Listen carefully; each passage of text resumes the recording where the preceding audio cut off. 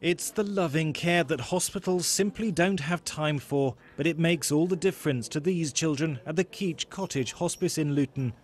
They all have medical conditions that limit their life expectancy, and staff here help them get the most from the time they have left. But the hospice is under threat from the recession. Donations are down by a third, and the charity that runs it is keeping services under review. For single mum Shirley McCarry, that's a terrifying prospect.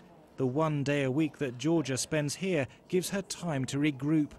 It's not even conceivable in my life for Keach not to be here, because they make the difference of me being able to cope and not being able to cope. The charity runs 2 hospices, one for children, one for adults. Together they cost £5 million a year, and the NHS only pays a quarter of the bill. The rest comes from the public. Volunteers even walk on hot coals to raise funds, but the charity's having to dip into its cash reserves, and they won't last for long. The ultimate option for us would potentially be the need to shut beds. That's the thing that we would avoid more than anything else. But there are so many other things that we do for people. Bereavement support, care for the siblings of the children that we look after here in Keach Cottage. And all of those services are under review and potentially at risk. Plans for expansion are also in jeopardy. This new wing to the hospice will have 8 ensuite rooms, providing state-of-the-art care. But it was commissioned when the economy looked buoyant.